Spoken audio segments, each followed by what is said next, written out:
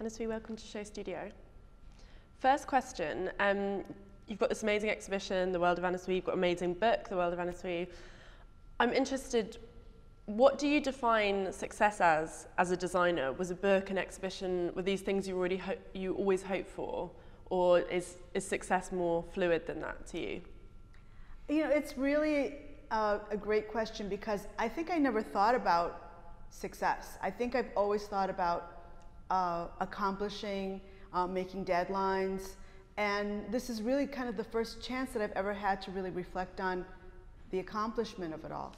And it's kind of overwhelming because it has been a lifetime, it has been quite consuming, but it's also been really rewarding because I've built so many great relationships and friendships, and I think that it's giving me a chance to really appreciate everything that's happened. And when you've been reflecting, what is it that's sort of stood out for you beyond those relationships? Because one thing that I find so interesting in your work is, in some ways, it's very much about fantasy and these subcultures that you're so interested by, or these different styles of people. But on the other hand, it seems so autobiographical. It's almost like it's your life or the girl you want to be. So I imagine it's very personal looking back at a lot of the pieces that you've made and the collections that you've done. Yeah, it's totally personal. And I think that because I'm quite a shy person, I'm not very talkative about myself usually. So I could express myself through this fantasy of an ideal muse, an ideal person, an ideal fantasy person. And again, I didn't realize I was doing that, but now when I look back at it, oh yeah, this is the period like of grunge, and I'm doing the ideal like girl from the grunge days, or I'm a pre-Raphaelite muse for pre-Raphaelite artists. So it's always been kind of like living vicariously through kind of the inspirations that I'm inspired by and I'm learning about. So do you feel like even if you couldn't live something yourself, you can almost allow yourself to do it through the clothing? It's almost like you can transport yourself to all these different places through these collections. I think clothing is so magical, and you can really create yourself that way. I mean, it's like kind of a vocabulary of expressing yourself, and really, once you put on the regalia, suddenly you're that person, that fantasy. And I think that's what the magic of clothing is.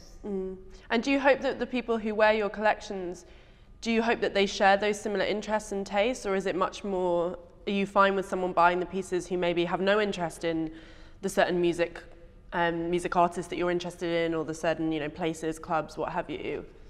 I think it's important for everyone to kind of experience it themselves. I think maybe the biggest compliment that I've ever received is somebody telling me, oh, I have this dress that my husband says every time I wear I look beautiful.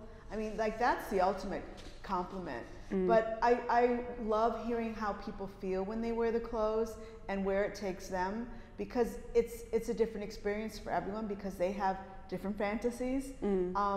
But I'm really, really thrilled when they kind of get the message I'm trying to get across, or learn something new about an artist or a film or a book that I've been inspired by. Yeah, you're often referred to as one of the great scholars of fashion. You mentioned sort of books, film, and you do have this incredibly broad knowledge of all these different sort of media. And I wonder, do you see yourself as I presume you don't see yourself as a great scholar, but do you think that that's an important part of the way that you design, is this broad knowledge? Because that's not something that all designers necessarily feel the need to have. I think I'm just kind of a show-off, I guess, in some way. When I learn about something new, I'm so excited. I can't wait to tell everyone about it. I want them to be as excited and thrilled about this discovery of what inspired what and how did this whole movement happen. Like, I just love that. And so that's part of what I put into every show and every kind of theme that I design with. One thing that I found really interesting, which is a slightly different take, is when I was reading the foreword to The World of Anna Sui, the book, which was written by Naomi Campbell, who I know is a great friend of yours and she's walked in a lot of your shows. She talked of being sort of impressed and inspired by how extremely feminine you are. And I was interested in that, and I wonder, how do you see femininity? I think, we're so lucky to be women. The fact that we're able to wear so many different things. We don't have to be locked into like a stereotype. And I think that, exploring that, experimenting with it, it's what I've always enjoyed. I've tried every color hair, every sort of makeup, every kind of style clothing, and you have that freedom. And why not use it and go with it and then find what you're comfortable with. So I like frills and I like flowers and I like prints and lace and ruffles, and it's just what I'm attracted to. And do you hope that women will feel empowered when wearing your clothing and they'll feel that freedom that you talk about? Is that important to you? I think it's so important. I mean, because we're able to express ourselves that way. You don't necessarily have to talk about it, but just how you're dressed and how you put yourself together says so much about yourself. Let's go sort of back, because I'm interested in your childhood, because you've said before this idea that a lot of your clothes are about nostalgia and memories of your own childhood. So talk to me a little bit, what were you like when you were a girl? What were you like when you were very small? Well, everyone tells me that since I was 4 years old, I wanted to be a fashion designer. And how it happened was I was a flower girl at my aunt and uncle's wedding, and I went to New York, and I loved seeing how glamorous my aunts were and how exciting the city was. And when I went back to Michigan, I told my parents and all my friends, when I grow up, I'm going to move to New York and I'm going to be a fashion designer. Not that I knew what it meant, but it just sounded good and it sounded glamorous, and I probably had seen something on TV of some really well-dressed woman throwing bolts of fabric around a mannequin and going out to these glamorous lunches. And I mean, it took me a long time to kind of figure it out. But I did read an article in Life magazine, which every household in America used to get every week. And there was a story about two young ladies that went to Parsons School of Design, went to Paris after they graduated, and Elizabeth Taylor and Richard Burton opened a boutique for them. So I thought, okay, that's what I have to do. I have to go to Parsons and move to New York. And that was just my goal since I was a kid. And I figured it out because my babysitter had 17 magazine, and in the back there was an ad for Parsons School of Design. And so I wrote to them, got their registration catalog, and geared my whole junior high school and high school years getting enough credits and putting together a portfolio so that I could go to Parsons. It was as simple as that. That's all I thought. Like, I thought that was the magic key. So you're very one-track minded when it came to that? I think so. I think so. I was just so determined that I was going to be a fashion designer.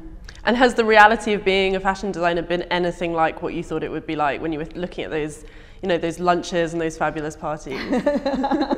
Well, let's put it this way. I rarely take lunch, but I have to say that I have gone to some great parties. Like, I've had a good time. And talk to me about your interest in sort of clothing, because you talked about this interest in this kind of abstract idea of being a fashion designer. But were you very, very particular when it came to your clothing as well? And when did the interest in dress and its relationship to, music and the sort of the tribe that you're within, when did that begin? Well, yes, as a kid, I was very interested in what I was wearing, and I would get these ideas, and I would say, Mom, I only want to wear lavender. Can you make me a lavender party dress? And for my birthday, I want lavender flowers on my cake. And then I decided that was going to be my favorite color. There was one year where I decided I wanted to wear a long dress to school, so I made my mom buy me a long dress. And of course, everyone in school thought it was scandalous that I was wearing this long party dress to school, but it was just like I had to do it. I think that, I get these ideas of like what style should be and what you should look like. I would wear these long pinafore dresses and feather boas to the basketball games when I was in high school. So I just thought, like, I saw that in that magazine, and that woman was wearing a boa, and it looked so cool, I have to wear it. It's just, I get these ideas. And did that go down well at school? Were people accepting of that difference, or not particularly? Well, you can just imagine in the Midwest, suburbs of Detroit, of course not. But do you think that was quite formative, actually, that realization that it was okay, that you still wanted to do it, that you were fine with being different? Yeah, I think that I liked that kind of rebellion against like what everyone else was wearing, and thinking that like I knew something that everyone else didn't. That sense of a private world, I guess, of being, yeah.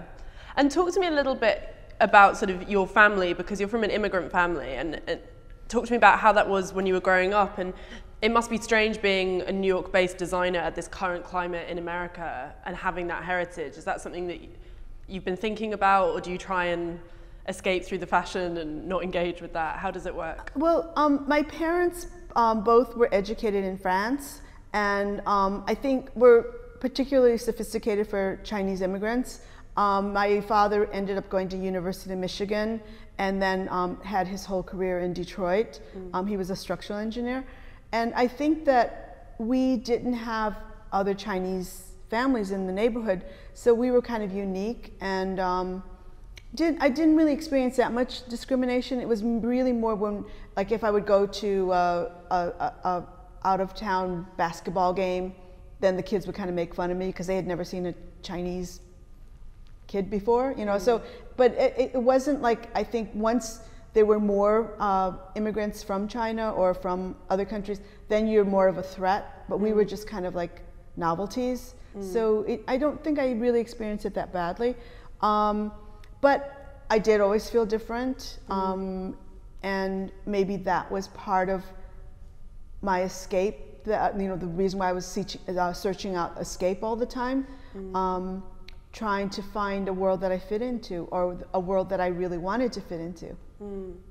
And today, is that something that you hope to offer to kids who maybe don't feel particularly respected, given the, or feel included given current rhetoric? Do you still see the power of fashion as something where you can build your own world that you feel that you belong within? Yeah, I think you can use it either way. You can use it to separate yourself, and or belong to a certain like subculture or a certain movement that you feel strongly about. And so you can use it either as a rebellion or a conformity. And I think that that's, again, part of the magic of clothing. And often you can conform through the rebellion. You decide you want to be part of, like a punk style. But you're kind of fitting in. I like that sort of, that interplay. Yeah, talk to me a little bit actually about the music and the interest, because you have this long interest in kind of, the girlfriends of rock style and the way people, the crew with the band dress, and when did that begin? And again, was it you wanting to be that girl, or was it more just sort of an aesthetic interest in those girls? Right. Well, growing up in Detroit, at that point, every major band passed through Detroit, and there were these incredible concerts. But in the beginning, I wasn't old enough to go see a lot of the bands, but they would play in the summertime, they would play in the park. And so my first bands were Psychedelic Stooges with Iggy, MC5, Alice Cooper, and those were like really formative years. So like no one on earth had ever seen any bands like that at that point, and it was just so much fun to go see them. I think that also, like reading all the rock magazines, you would see glimpses of the girlfriends. You'd see like these really exotic women like Anita Pallenberg or Marianne Faithfull, but only glimpses of them. So I would cut out the little postage stamp size pictures and save them in like a scrapbook or in my box of what I call the genius files. And I would always look at like what they were wearing, try to figure out like where they'd gone shopping. You'd hear about Carnaby Street, you'd hear about Biba. And like those were just things that were so far away, but it was like I had to learn more about it. So little by little, I would do the research and try to figure it out. And I think that a lot of what I do and a lot of what I design is kind of overcompensating for all of that. Do you still scrapbook and file like that? Oh yeah, oh yeah. I have just like folders and folders of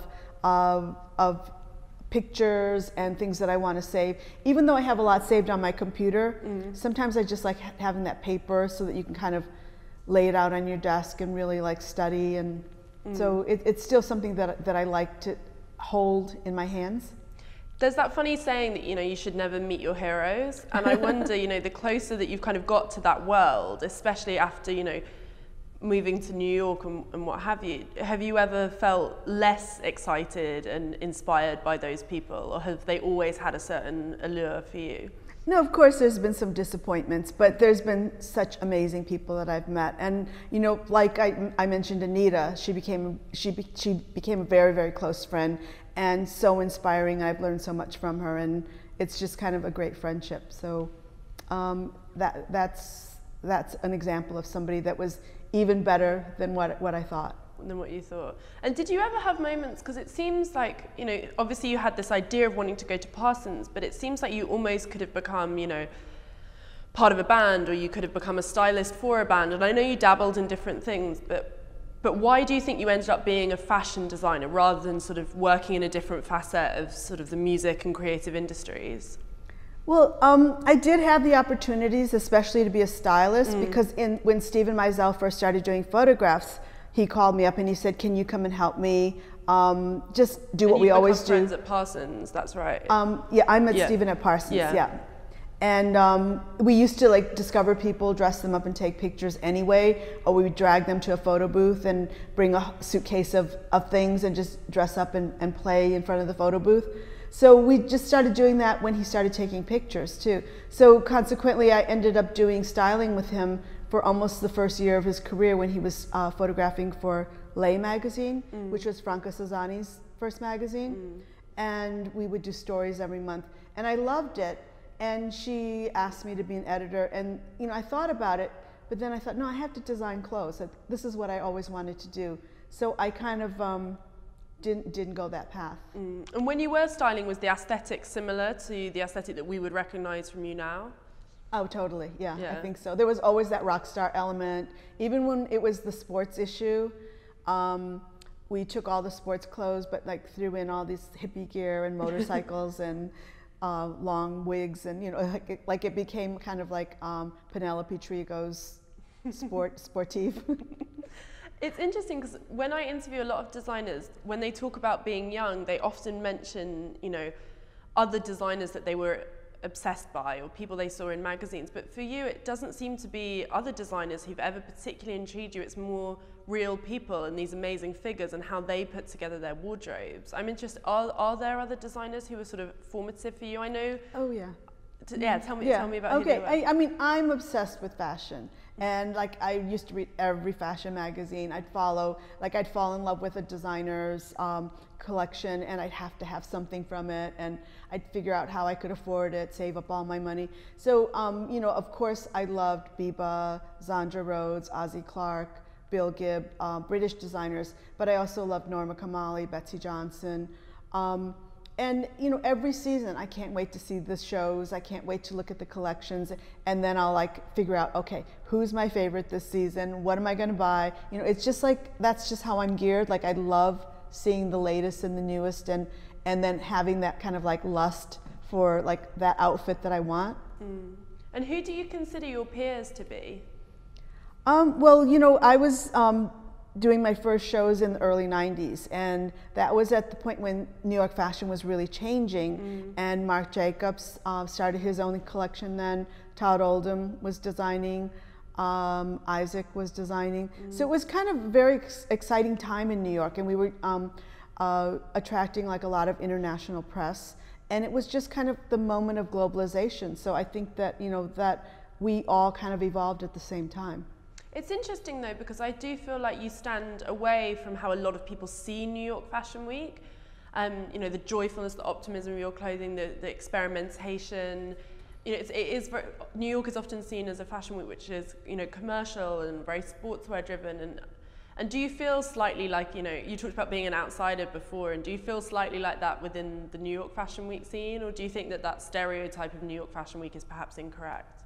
Oh, no, I was always the outsider. I think that I always stood out. I think, you know, there were times when people didn't know what to do with me, especially when stores started buying my collection. They didn't know where to put me because designer departments had Calvin Klein and Bill Blass, and where was Anna Sui going to sit? So usually I ended up like in a hallway or on the side of a department. And but I also was able to showcase it with kind of the elements that I had from my store, the Tiffany lamps, the red and black and purple, butterflies, you know. So it kind of made me a little separate from everybody, but like they included me into their departments. I guess like one of the biggest surprises that happened was when I won the Lifetime Achievement Award from the CFDA, because again, I was never part of that whole group. I didn't really go to meetings, and suddenly I got this phone call, and it was just such a surprise to have received that honor.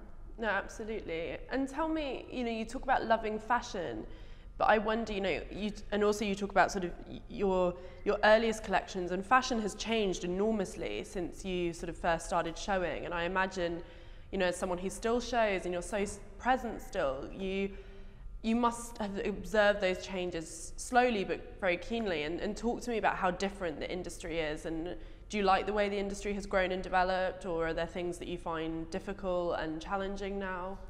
Well, again, when I started, we had the support of fashion merchandisers, people that were very powerful within like the structure of a department store, that would love your collection, really support it, give you windows, give you ads, you know, and it was just kind of, they really nurtured your collection. I don't know that stores really have that so much anymore, and they don't have the power that they did.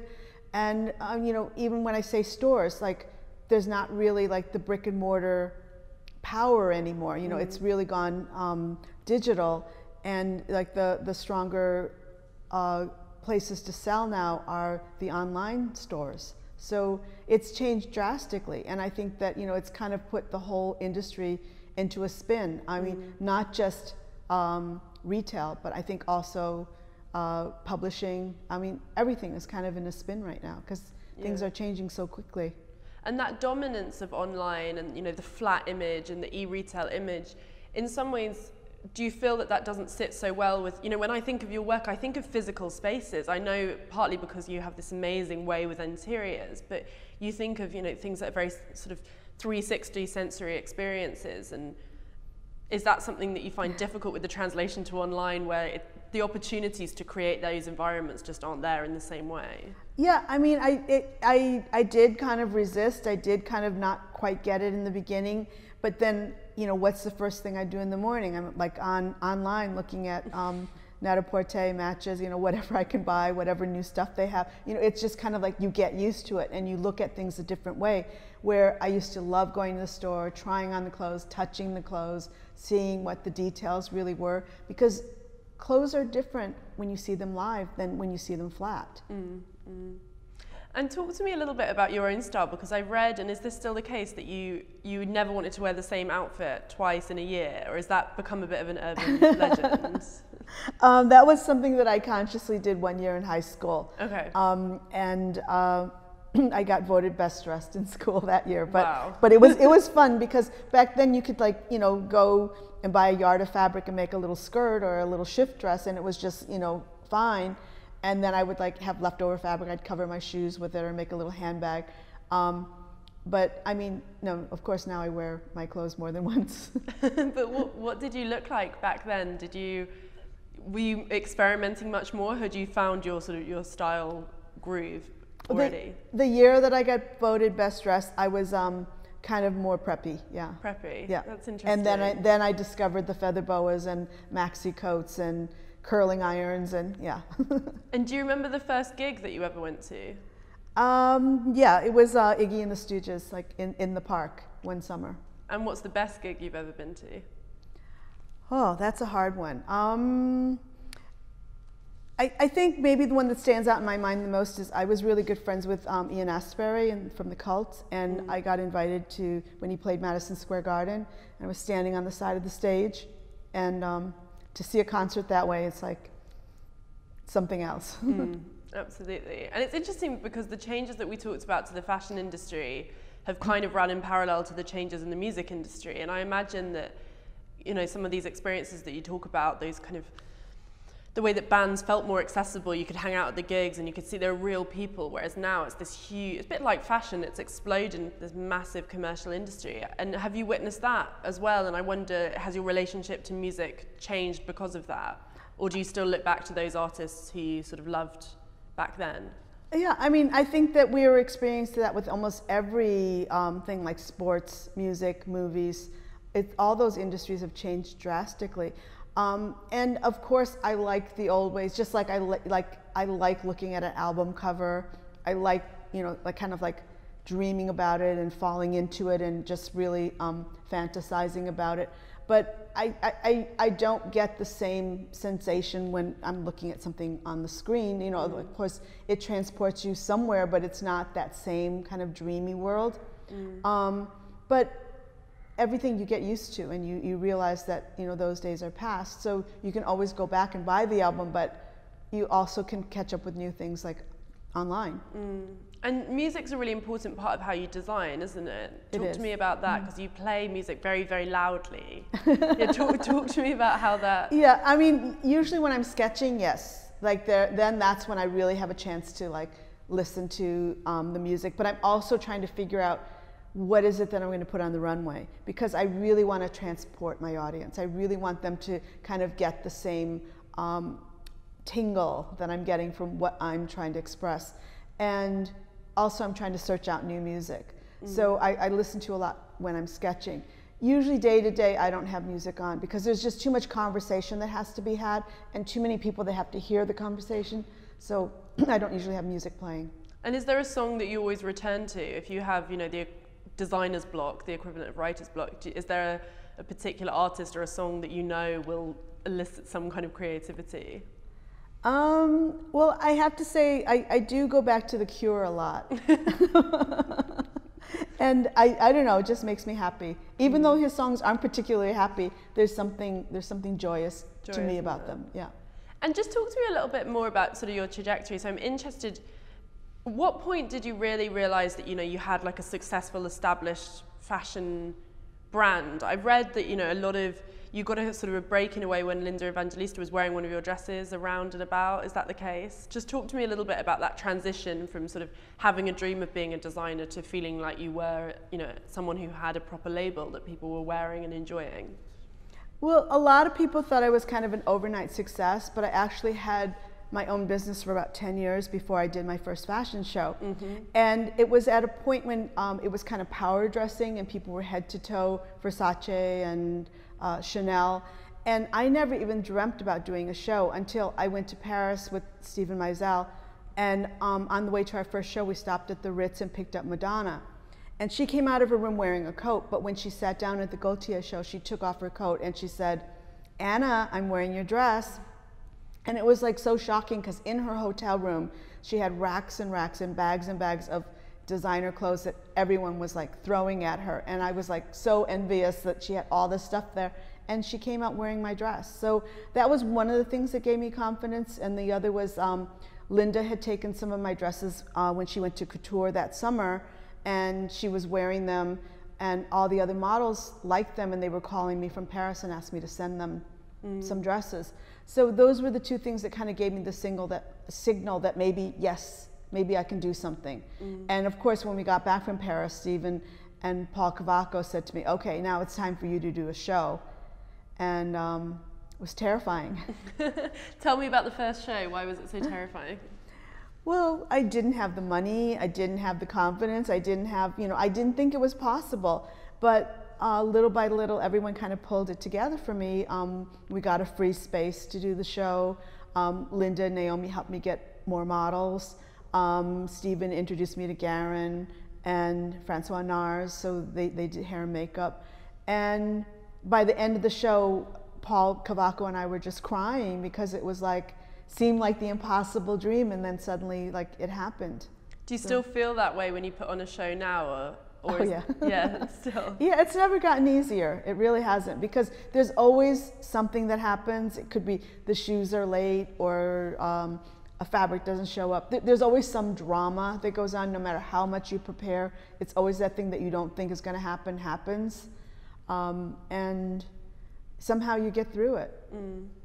And it's interesting that you mentioned, you know, the fact that people thought you were an overnight success, when actually, you know, you had this sort of slow burn. And I think that's what's so interesting about the fashion industry today, is this obsession with newness. And often people don't have that chance to, you know, try one thing. And, you know, you talked about experimenting with styling and then moving into something else, or, you know, growing a brand slowly. And do you think that it was incredibly important that you did have those years where you weren't showing, and you were kind of, even though you had your own brand, you were kind of behind the scenes in some way? Oh, definitely. Because, you know, when I first started, I worked for big companies, but that was also the time that I was going out every night, going to see bands, going to clubs, and like, you know, kind of like very tired the next day. And once I started my own business, I kind of stopped doing that, because you just needed like, you know, like all the hours that you could to just keep things going. So I think there was a certain maturity that came along with it. And I think that was really valuable for me to like kind of settle down and really focus on it. And talk to me a little bit about, you mentioned working for other brands, because I've read that when you started your own label, you lost your job, you got fired from one of the other brands. Is that correct? Yeah, I had these friends, it was during the punk days, and they made this great jewelry from vintage parts, and they were selling all the rock and roll boutiques around the country, around the US, and in London too. And I just thought they were the coolest. And I talked to them about it, and they said, well, why don't you make some clothes and share the booth with us? So I did that, and I made like a 5-piece collection, and ended up selling a lot of department stores, including Macy's and Bloomingdale's. And one of them gave me a big New York Times ad and Christmas windows. And the man that owned the company that I was working at, who I'd never even met before, called me into his office and said, how come you have your own New York Times ad and you're on my payroll? And I was like, well, it just happened. And he said, well, it's got to stop. And I said, it can't stop. I have to ship my orders. And I got fired. And so that's how I started my business. And you never regretted that? Oh, I was terrified. I cried. I mean, like, you know, I was making, what, $300 a week at that point. So I didn't really have any savings. So that's why I ended up styling for that year, and also doing a lot of freelance. But again, I got through it. You know, I somehow got through it all. And just talk to me more about putting the collections together. So do you see the next collection as a continuation of the one that went before, or a reaction? How do you see it? Because it's interesting, you know, the book is split almost into these different groupings and subcultures, you know, mods or grunge or what have you. And is that how you approach when you design? How does it work? It's funny. Sometimes it takes a while to get the last collection out of your system. And, you know, like, you're constantly looking for something new, a new inspiration, a new type of fabric, a new technique. So you try to incorporate that along with your theme or the story you're trying to tell. But the beginning pieces are always still left over from the last collection. You have to get it out of your system. It's kind of something you just have to go through. And then suddenly, towards the end of, as you're designing, the newness comes out, but you can't get to that point until you get the rest out of your system. And I'm interested also in, you know, you have this real sense of who you want your audience to be, particularly when it comes to price point. You know, there's an amazing quote where you talked about, you know, how you can't have fun in a $3,000, you know, I think it was a jacket or a dress, and this relationship between fashion and pricing, and people being able to wear the clothes that they've actually bought and not feel concerned about ruining them. And where does that come from, going to gigs and wanting to enjoy yourself? Like, where does that ethos come from? Maybe it is, you know, when you get drinks spilled on you or cigarette burns. But I think also I always loved the concept of Biba, how affordable it was, how accessible it was, and I like that. And, you know, I like clothes to be fun, so they're not so much fun when they're kind of serious and pricey. So I've always been very conscious about that. And I think that just putting my detailing in, my embellishments and things, I can create something special without making it too precious. And I like that. Not that I don't admire beautifully made clothes, expensive clothes. I mean, I think that's great, but it's just not how I'm geared. It's interesting because you talk about your clothes, you know, you wanting them to be fun, but then, you know, as we talked about at the start, there is, you know, you have these amazing and very layered references that go behind your clothes, and they're by no means, you know, unintelligent. They have this depth to them. And where do you get that balance? Or would you say that you are a sort of, you know, a conceptual designer who makes clothes that are sort of urgent and intelligent and pointed? Or is it much more about this idea of just clothes as clothes that you can wear? Or is it somewhere in, how do you find that line? Because they're two quite distinct ideas. I think I don't think of myself as an artist. I think of myself more as a clothing designer. And maybe the references and all that are for self-satisfaction almost, you know, like learning more about something I'm obsessed about, and figuring out what inspired what. Like, I love finding that key, but everyone doesn't necessarily have to know that. You know, they just have to appreciate what they're seeing and how they look in it. So, you know, I don't really try to tell the whole story that way. You know, it's more, I like hearing what people take away from what they're seeing. But the most important thing for you is not then the reviews or how people perceive it in a sort of, you know, critical form. It's much more about people wearing the pieces. Well, of course, reviews mean something, especially when I first started. every word kind of took on a new meaning, and you just, you know, like obsess about like one word in a review. But I think that now it's more, I just hope people enjoy it. People, it enhances their life, makes them happy, makes them feel beautiful. All those things I think are much more important than what is said about the collection or the theme or the clothes. And I guess one of the things that has come out of this sort of the internet and these new form of communications that we've discussed is this sort of this intimacy between the designer and the wearer. You know, that you don't need those mouthpieces in the ways that magazines and critics once served as. You know, it's much easier to have this direct relationship and get that direct feedback. And I imagine that's maybe quite exciting for someone like yourself. Yeah, I mean, it's great to have that direct communication and that immediate to not just locally, but, you know, globally. And I think that it just makes you kind of not have to worry about how somebody interprets you, because you can express it yourself, and there's nothing better, because so many times, you know, I'm doing a collection that's inspired by something, and all of a sudden a writer's saying that it's Western and saloon girls, and it was like, you know, supposed to be Victoriana, and you know, so you just have a little more control about the directness of what you're trying to express. And do you feel like your work does get misinterpreted sometimes? Yeah, but that's okay. You know, it's fine how people interpret it, because they take away from it what they want and what they see in it. And you know, I'm seeing it one way because I have all that research behind me, but maybe they're just picking up on the princess quality or the kind of mystical quality, which is great. You know, it's just like, I'm just glad that they appreciate it.